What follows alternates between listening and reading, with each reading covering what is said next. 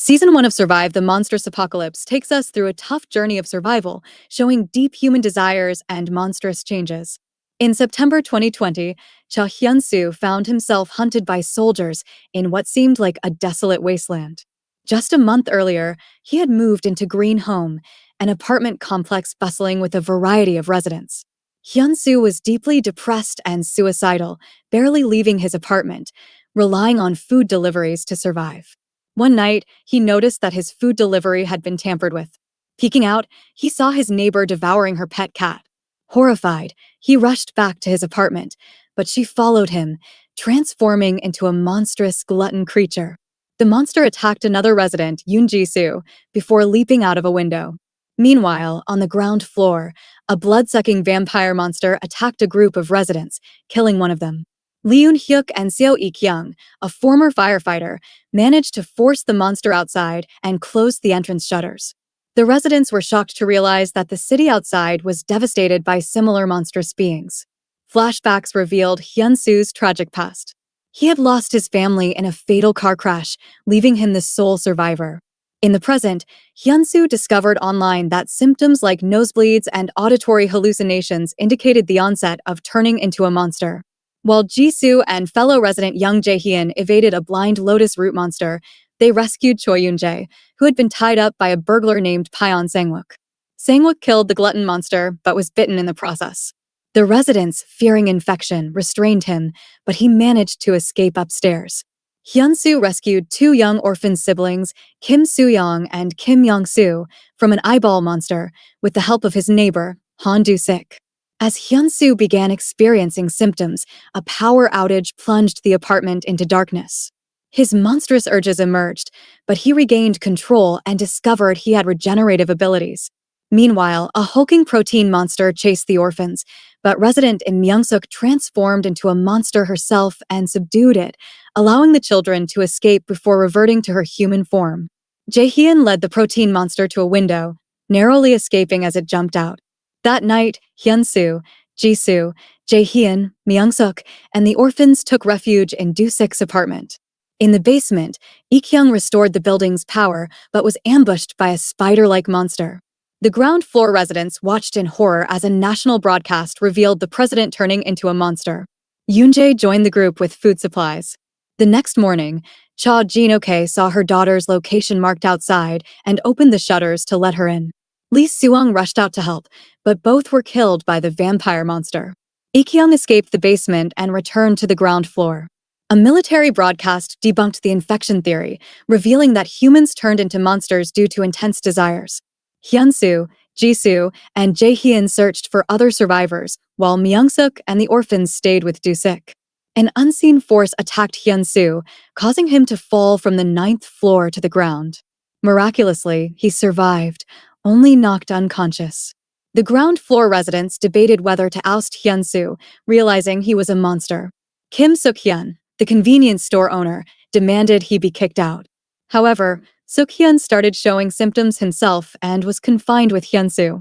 Sang-wook returned downstairs and beat Yoon-jae, who feigned symptoms to avoid him. Upstairs, Myung-suk had fully transformed into a dormant fetus-like monster. Noticing Jae-hyun's shield made by Do-sik, Eun-hyuk ordered Hyun-soo to bring Do-sik downstairs. Sang-wook, pursuing his own agenda, also went upstairs. They were forced to seek refuge with residents in Gilseob and Park Yuri when monsters attacked them. Sang-wook discovered incriminating evidence in Yoon-jae's apartment, revealing him as a child predator. Confronting Yoon-jae, Sang-wook beat him to death and dragged his body outside. Hyun-soo returned with Gilseob, Yuri, Do-sik, and the children, and they held a funeral for the deceased. Sang-wook's childhood was scarred, both physically and emotionally, by a fire that killed his father. Sang-wook, left with burn scars, was driven by a need for revenge. He hunted down and killed the arsonist, the person responsible for his father's death. After this, Sang-wook didn't stop. He continued down a dark path, becoming a professional contract killer. In the present, we see Suk-hyun, who finally transforms into a terrifying monster. His wife, In Seon-young, who has suffered years of abuse at his hands, finds the strength to kill him. The situation in their complex becomes desperate as food and water start to run out. Eun-hyuk, the group's leader, realizes they can't stay much longer and decides they must find a way to escape. He sends Hyun-soo on a dangerous mission to find a working car in the underground parking lot. But nothing is easy in this world filled with monsters. Hyun-soo is attacked by several creatures while trying to complete his task. Eun-hyuk, Sang-wook, Ji-soo, and Jae-hyun rush to help him, leaving their posts unguarded. This decision has consequences. A deadly spider monster breaks into the ground floor, where the rest of the survivors are. We learn more about Ik-young's past through flashbacks. She was once a police officer, and her fiancé, Nam Sang-won, mysteriously disappeared just days before their wedding. Ik-young leaves the safety of the complex to search for answers and finds some in Sang-won's office. She discovers that the monster transformations are believed to be curses. The government has been conducting secret experiments on people, including Sang-won, to find a way to fight these curses.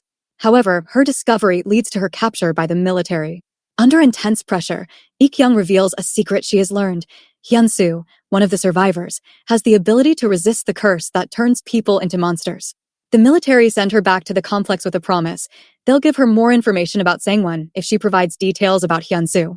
Meanwhile, back at the complex, the group who went to the underground parking lot returns just in time to save Do-sik from the spider monster. But the relief is short-lived. Jisoo suddenly falls ill with appendicitis and needs surgery right away. With no doctor around, Eun-hyuk, despite having no medical training, decides to perform the surgery himself. He sends a team, including Hyun-soo, Sang-wook, Gil-seob, and Yuri, to find food, medicine, and surgical tools. But as soon as they leave, they are attacked by the protein monster, which has grown much stronger and larger than before. Just when things seem hopeless, Ik-young returns. She drives a fire truck straight into the protein monster, impaling it on metal bars. The group manages to get the supplies they need, and Eun-hyuk successfully performs the surgery on Jisoo. She regains consciousness, and Jae-hyun, who has grown close to her, promises to teach her how to use his jin gum, a traditional Korean sword, once she's fully recovered. Seon-young, who has been hiding her symptoms, suggests that she should leave the building to protect the others. However, the group decides it's safer for her to stay, but keep her in a separate room. Later that night, a military deserter sneaks into the complex and tries to kill Ik-young. She easily overpowers him, and the group takes him captive. Ik-young confesses to Hyun-soo that she told the military about his ability to resist the curse, and she warns him about the experiments. The next day, disaster strikes again. The janitor, who has turned into a monstrous creature, attacks the group with a weed trimmer, cutting off Jae-hyun's arm. Realizing he's losing too much blood to survive, Jae-hyun sacrifices himself to lure the monster away. Eun-hyuk seizes the opportunity and throws a Molotov cocktail, killing both Jae-hyun and the monster. Jisoo is devastated by Jae-hyun's death. Flashbacks show us that he had confessed his feelings for her before his final battle. As the group is still mourning, a gang of bandits storms into the complex, killing the deserter and taking the survivors hostage. Their leader, Shin Jung-seop, murders Kim Ji-yoon, adding to the group's horror. Suddenly, Seon-yang, who is revealed to actually be young Ui Myung in disguise, transforms into a monster and kills one of the bandits. But her monstrous nature takes over, and she turns on the survivors. Hyun-soo is forced to kill her to protect the others, but he is badly wounded in the process. However, the bandits notice that his wounds are healing quickly, a sign that he, too, has become something more than human. The bandit leader, Jung-seop, and Ui Myung drag Hyun-soo to the rooftop, where they torture him. In a shocking twist, Ui Myung kills Jung-seop and reveals a dark secret. He is a liquid-like monster inhabiting the body of a government researcher. He explains to Hyun-soo that humans will never accept them as they are, and that he joined the bandits to hide his true nature.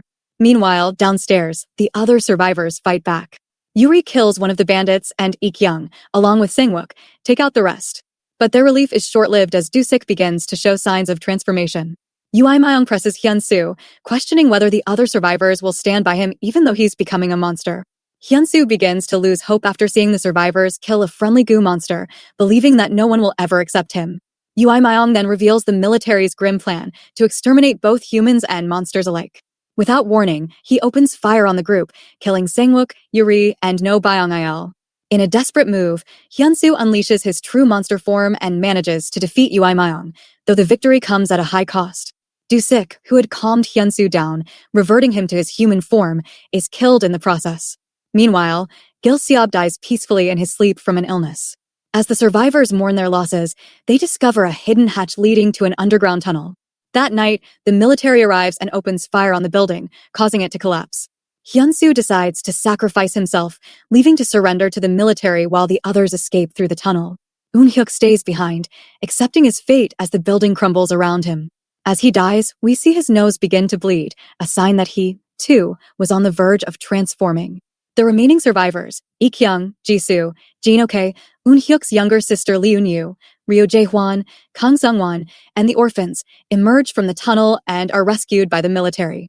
Ik-young immediately joins them, driven by her quest for answers. Meanwhile, Hyun-soo wakes up in an armored vehicle, only to find himself face to face with Sang-wook. But this isn't the Sang-wook he knows. It's actually Yui Myong in disguise, setting the stage for another confrontation. The story continues in the next season of Sweet Home. Thanks for watching. Don't forget to like, subscribe, and hit the bell icon for more drama recaps. See you next time.